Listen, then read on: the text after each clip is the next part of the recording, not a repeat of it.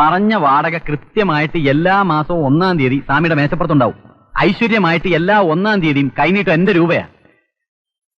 എന്റെ ഫ്രണ്ട്സിനെ അവിടെ താമസിപ്പിക്കാൻ പാടില്ല എന്ന് പറയാനുള്ള അധികാരമൊന്നും സ്വാമിക്കില്ല. പൊളിച്ചു പണിയാൻ പോകുന്നു എന്നൊക്കെ പറയുന്നത് സ്വാമിയുടെ വെറും നമ്പരാണ്. പിന്നെ ഞങ്ങളെ അവിടുന്ന് മാറ്റി താമസിപ്പിച്ചിട്ട് വേറെ ആർക്കെങ്കിലും കൂടുതൽ വാടക കൊടുക്കാനുള്ള ഒരു അടവാ. അതൊന്നുമല്ല, പൊളിച്ചു പണിയാനുള്ള പ്ലാനൊക്കെ മുനിസിപ്പാലിറ്റിക്ക് കൊടുത്തിട്ടുണ്ടെന്നുള്ള കാര്യം വളരെ സത്യമാണ്. മാഷ് 2 വിട്ടിട്ടുണ്ടെന്ന് തോന്നുന്നു. നിങ്ങളോടൊക്കെ സംസാരിക്കണമെങ്കിൽ 2 വിടാണ്ട് പറ്റുമോ? കൂട്ടത്തിലൊരു വക്കീലുണ്ടെന്ന് പറയുന്നത് കേട്ടല്ലോ, ആരാണാവോ? ഞാനാ? എന്താ? അല്ല, ചോദിച്ചതേ ഉള്ളൂ. പോലീസല്ലേ? അല്ല, എന്താ അങ്ങനെ ചോദിച്ചത്? അല്ല, അപ്പോഴല്ലേ എല്ലാം കഴിയുള്ളൂ. നിങ്ങൾ സ്വാമിയെ മനഃപൂർവ്വം ബുദ്ധിമുട്ടിക്കാൻ തന്നെ തീരുമാനിച്ചിരിക്കുകയല്ലേ? അങ്ങനെയുള്ള നിർദ്ദേശങ്ങളൊന്നും ഞങ്ങൾക്കില്ല. സ്വാമി എന്തെങ്കിലും ബഹളം വെച്ച് ഞങ്ങൾക്ക് അസൗകര്യങ്ങൾ ഉണ്ടാക്കണമെങ്കിൽ മുനിസിപ്പൽ റെന്റ് ആക്ട് അനുസരിച്ച് എന്ത് ചെയ്യണമെന്ന് എനിക്കറിയാം.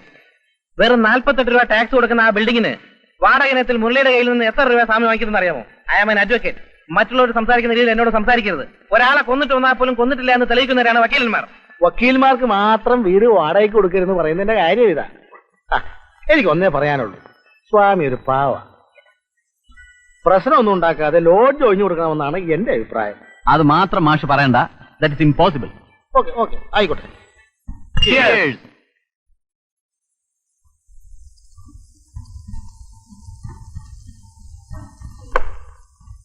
ഇല്ലാത്ത നിയമമൊക്കെ പറഞ്ഞ് നീ അയാളെ വിരട്ടി കളഞ്ഞു. പാവം. മുനിസിപ്പൽ റെന്റ് ആക്ട്, വക്കീലാണെന്ന് പറഞ്ഞ് വല്ല മണ്ടത്തരമൊക്കെ അടിക്കുന്നത് സൂക്ഷിച്ചു വേണം. എടാ, ഞാൻ പോലീസാണെന്ന് ചോദിച്ചപ്പോ നീ അല്ലാന്ന് പറഞ്ഞതിനാ. ആണെന്ന് പറഞ്ഞിരുന്നെങ്കിൽ ആ സ്വാമി ഒന്ന് വരട്ടാമായിരുന്നു. അങ്ങനെ ചില നമ്പർ ഇട്ടില്ലെങ്കിൽ ആ മാഷ് നമ്മളെ വരട്ടിയല്ലേ. അതെ, എടാ സ്വാമിയുടെ ഇളയ മകള് കൊള്ളാമല്ലോ, വീഴൂ. ഒരു കാര്യം ഞാൻ പറഞ്ഞേക്കാം, നിന്റെ അഭ്യാസം ഒന്നും ഇവിടെ എടുക്കരുത്. ഇല്ല, ഇവിടെ വെച്ചെടുക്കുന്നില്ല, പുറത്ത് വെച്ചാകാമല്ലോ. ലക്ഷണം കണ്ടിട്ട് ഇവനെന്തോ ലൈൻ ഉണ്ടെന്ന് തോന്നുന്നു. ഓടാ, ഞാനിവിടെ വളരെ ഡീസന്റാ. വേണമെങ്കിൽ പ്രദേശത്തുള്ളവരോടൊന്ന് അന്വേഷിച്ച് നോക്ക്. അതൊക്കെ പോട്ടെ, സ്വാമിയുടെ മൂത്ത മകളോ? ഒരു പൂണൂലും കൂടെ ഇട്ടാ സ്വാമിയെ പോലെ തന്നെ ഇരിക്കും. നീ നിന്റെ പാട് നോക്കടാ. ഞാൻ ഈ കാര്യങ്ങളൊന്നും ശ്രദ്ധിക്കാറില്ല. ഇവിടെയൊക്കെ നല്ല കുളിസിനുണ്ടാവും ചിലപ്പോ. ഒരു ബൈനാക്കുള്ളിൽ കിട്ടിയിരുന്നെങ്കിൽ. ഒന്നാക്കുന്നത് 2 ആയിക്കോട്ടെ.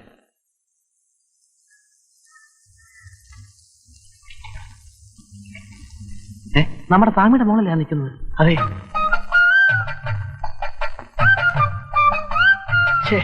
കുറച്ച് കഴിഞ്ഞ് വന്നിരുന്നെങ്കിൽ കുളി കാണാമായിരുന്നു. ഇനിയിപ്പോ വെള്ളത്തിൽ ഇറങ്ങില്ല. നീ ഇവിടെ നിൽക്ക്, ഞാൻ പോയി മുട്ടിട്ട്. പിന്നെ നിനക്ക് നീന്താനൊക്കെ അറിയാമല്ലോ. സാധാരണ ഇവിടെ അടികൊണ്ട് വീഴുന്നവര് അങ്ങ് കടലിലാ പൊങ്ങുന്നത്.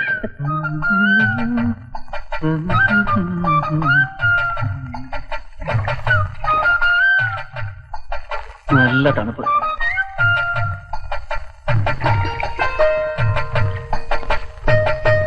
അല്ല, എന്നും ഇവിടാണോ കുളിക്കുന്നത്?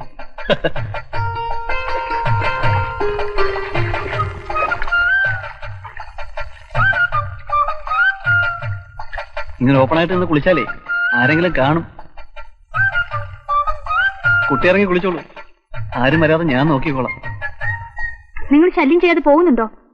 എനിക്ക് കുളിക്കണം. അയ്യോ, കുളിച്ചോ, ഞാൻ പോയേക്കാം.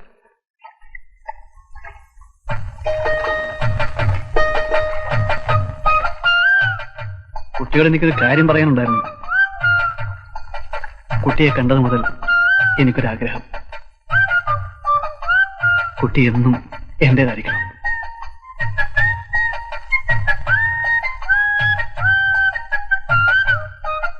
ഈ പെരിയാറിന്റെ തീരത്തുകൂടി കൈകോർത്ത് പിടിച്ച് നടക്കാനും ഒരുമിച്ചിവിടെ മുങ്ങിക്കുളിക്കാനും എന്റെ മനസ്സ് വമ്പുകയാണ്. കുട്ടിയില്ലാത്തൊരു ജീവിതത്തെക്കുറിച്ച് എനിക്ക് ചിന്തിക്കാനാവില്ല. അയ്യോ, പോവാണോ? കുളിക്കുന്നില്ലേ?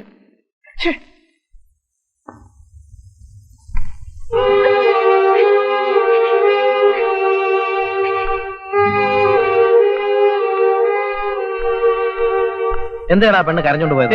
ഞാനൊന്നും പറഞ്ഞില്ല. അല്ല, സാധാരണ പെണ്ണുങ്ങൾക്ക് പറയാറുള്ളത് പോലെ നീ ഇല്ലാത്ത ജീവിതത്തെ കുറിച്ച് എനിക്ക് ചിന്തിക്കാൻ പോലും വയ്യ എന്ന് വല്ല വെച്ച് കാച്ചിയോ? ആ കുട്ടി എങ്ങാനും ചെന്ന് സ്വാമിയോട് പറഞ്ഞാൽ സംഭവം ആകെ നാറും. ഇങ്ങനെയുള്ള കാര്യങ്ങളൊന്നും വീട്ടിൽ ചെന്ന് പറയത്തില്ല. ഒന്നാമത് നമ്മളെ അവിടെ നിന്ന് എങ്ങനെ അടിച്ചിറക്കണം സ്വാമി ആലോചിച്ചോണ്ടിരിക്കുക. ഇതും കൂടി അറിഞ്ഞാൽ തീർന്നു. അപ്പൊ പിന്നെ എന്താ ചെയ്യുന്നത്? എന്ത് ചെയ്യണമെന്നോ? തൽക്കാലം മുങ്ങി കുളിക്കാം.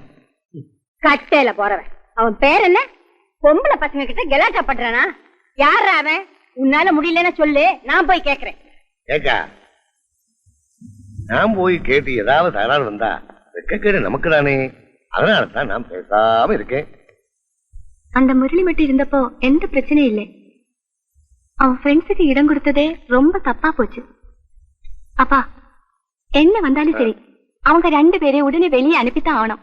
காயத்ரி, எனக்கு எல்லாம் தெரியும். ஆனா நான் என்ன பண்றது, அந்த சோம்பேறி பசங்கிட்ட பேச போனா எம் மானந்தான் போயிடும். அதனால தான் பேசாம இருக்கேன். நமக்கு ஹெல்ப் பண்றதுக்கு யார் இருக்கா? ஏண்டா அந்த போக்கிரி பசங்க பட்டத்தை பார்த்துட்டு பேசாம இருக்க சொல்றியா? பொம்பளை பசங்க வெளியில இறங்கி நடக்க வேண்டாம், உடனே இதுக்கு ஏதாவது ஒண்ணு பண்ணிதான் ஆகணும். திரும்பேண்டி பொம்பளை பசங்களை வெளியில இறங்கி நடக்க விட மாட்டானா, அறிவு விட்டவனுங்க.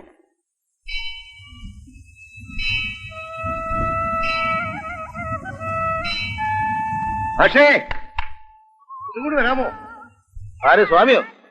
ആ വരുന്നു. ഞാൻ മാഷെ തേടി വരികയായിരുന്നു. എന്താ സ്വാമി വിശേഷം? അവന്മാരെ കൊണ്ട് വലിയ തൊന്തരമായിട്ടുണ്ട് മാഷെ. എന്തെങ്കിലും ഉടനെ ഒന്നും ചെയ്യാതെ പറ്റില്ല. ഇന്ന് രാവിലെ സാവിത്രി കുട്ടി കുളിക്കാൻ പോയപ്പോ ആ ഏഭ്യൻ എന്തെല്ലാം അനാവശ്യങ്ങളാ പറഞ്ഞതെന്ന് അറിയാമോ? ഇനി ഒരു ദിവസം പോലും അവന്മാരെ അവിടെ വെച്ചുകൊണ്ടിരിക്കാൻ പറ്റില്ല മാഷെ. നിങ്ങൾ തന്നെ ഏതാവത് ഒരു വഴി ചൊല്ലിക്കൊടുക്കണം. ഞാൻ ആലോചിച്ചിട്ടൊരു വഴിയെ കാണുന്നുള്ളൂ സ്വാമി. എന്താണത്? നമുക്ക് പോലീസ് സ്റ്റേഷനിൽ ഒരു പെറ്റീഷൻ കൊടുക്കാം. ആ നിമിഷം എല്ലാത്തിനെയും അവന്മാര് പൊക്കും. അത് വേണോ മാഷെ? വേണം സ്വാമി. നാട്ടുകാർ അറിഞ്ഞാൽ അത് നമ്മുടെ കുട്ടികൾക്കാണല്ലോ മോശം. ഓഹോ, അതും ശരിയാണല്ലോ. അപ്പൊ വേറൊരു വഴിയുണ്ട്. അതായത് സാവിത്രി കുട്ടിയെ കളിയാക്കിയ വിവരം നമ്മൾ സ്റ്റേഷനിൽ അറിയിക്കുന്നില്ല. അതാ ഞാൻ മാഷെ തന്നെ കാണാൻ വന്നത്.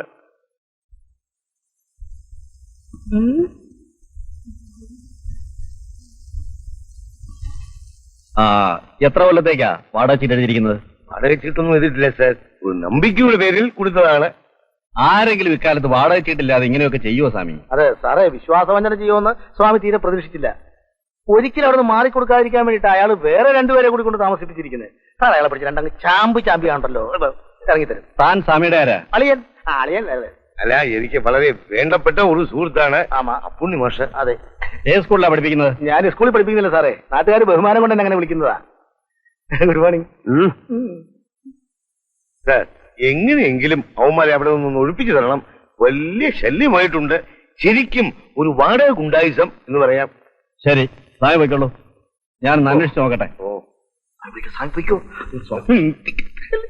സാറേ, ഞാൻ വൈകിട്ട് അങ്ങ് വരാം. What is your name? ഇങ്ങനെ എന്താ കഴിവുണ്ടോ മോനെ? അടിച്ചിട്ട്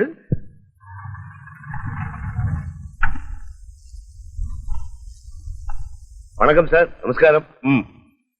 അവന്മാർ മോളിലുണ്ടോ? ഉണ്ട് സാർ. സ്വാമി വരണ്ട. കൺമണി അൻപോട് കാതലൻ ഞാൻ എഴുതും കടിതമേ പൊന്മണി. നിങ്ങളാണോ മുരളി? അതെ സാർ. സ്വാമി നിങ്ങളോട് ഇവിടുന്ന് ഒഴിഞ്ഞു കൊടുക്കാൻ പറഞ്ഞിട്ട് എന്താ മാറിക്കൊടുക്കാത്തെ? അത് ഞങ്ങൾ കൃത്യമായിട്ട് വാടക കൊടുക്കുന്നുണ്ട് സാർ. അതൊക്കെ ശരിയായിരിക്കാം. പിന്നെ സ്വാമി ഇത് പൊളിച്ചു പണിയെന്ന് പറയുമ്പോ മാറിക്കൊടുക്കാതെ ഗുണ്ടായുസം കാണിക്കാണോ? അയ്യോ, ഗുണ്ടായുസം ഒന്നുമല്ല സാർ. സ്വാമിയോട് ഞങ്ങൾ വളരെ നല്ല രീതിയിലാണ് ഡീൽ ചെയ്തിട്ടുള്ളത്. ഇതാരാ? എന്റെ ഫ്രണ്ടാണ് അഡ്വക്കേറ്റ് ജോസ് കുര്യൻ. ആദ്യം നിങ്ങൾ മാത്രമല്ലേ ഇവിടെ താമസിച്ചിരുന്നത്? ആരോട് ചോദിച്ചിട്ടാ 2 പേരെ കൂടെ കൊണ്ടുവന്ന് താമസിപ്പിച്ചിരിക്കുന്നത്? അവര് തൽക്കാലം 2-3 ദിവസത്തേക്ക് ഇവിടെ താമസിക്കാൻ വേണ്ടി വന്നാണ് സാർ. ശരി ശരി, സ്വാമിക്ക് ബുദ്ധിമുട്ടുണ്ടാക്കാതെ വേഗം റൂം ഒഴിഞ്ഞു കൊടുത്തേക്കണം. അല്ല, സ്വാമി ഇത് പൊളിച്ച് പണിയുന്നതിൽ ഞങ്ങൾക്ക് സന്തോഷമേ ഉള്ളൂ. പൊളിക്കും എന്ന് പറയുന്നതല്ലാതെ സ്വാമി പ്ലാൻ വരയ്ക്കുകയോ സബ്മിറ്റ് ചെയ്ത് എന്തെങ്കിലും ചെയ്തിട്ടുണ്ടോ? ഇല്ല. സ്വാമി ഈ കാണുന്ന പോലെ ഒന്നുമല്ല, ആള് വളരെ ക്രൂക്കഡാണ്. ഞങ്ങൾ ഇവിടുന്ന് ഇറക്കിയിട്ട് കൂടുതൽ വാടകയ്ക്ക് വേറെ ആർക്കോ കൊടുക്കാമെന്ന് സ്വാമി വാക്ക് പറഞ്ഞിട്ടുണ്ട്.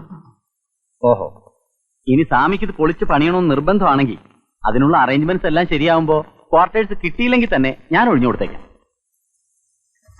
ഇനിയും ഞങ്ങളെ ഡിസ്റ്റർബ് ചെയ്യരുതെന്ന് സ്വാമിയോട് സാറൊന്ന് പറയണം. സാറിനെ ഞാൻ ക്വാർട്ടേഴ്സിൽ വന്ന് കണ്ടോളാം. മുരളി എവിടെയാ വർക്ക് ചെയ്യുന്നത്? ഇവിടെ വർഗീസ് ഫാർമസ്യൂട്ടിക്കൽ. ഓഹോ, അപ്പൊ ധാരാളം മെഡിസിൻ സാമ്പിൾസ് ഫ്രീ ആയി കിട്ടുമല്ലോ. കിട്ടും സാർ. സാറിന് എന്താ വേണ്ടതെന്ന് പറഞ്ഞാൽ മതി, ഞാൻ എത്തിക്കാം. Okay, see you. Thank you. വലിയ താപ്പാനങ്ങളെ ഡോക്ടേഴ്സിന് വീഴ്ത്തുന്നു, പിന്നെയല്ലേ ഇയാള്. എങ്ങനെയുണ്ട് വിടൽ? 5-6 ദിവസം കഴിയുമ്പോ നീയൊക്കെ ഇവിടുന്ന് ഇറങ്ങണമെന്ന്. കോപ്പിറങ്ങും. അല്ല, ഞാൻ ആലോചിക്കേ, ഈ എസ് ഐ കൊണ്ട് നമ്മുടെ സ്വാമിക്കിട്ട് 2 കൊടുപ്പിച്ചാലോ? ആലോചിക്കാവുന്നതാണ്.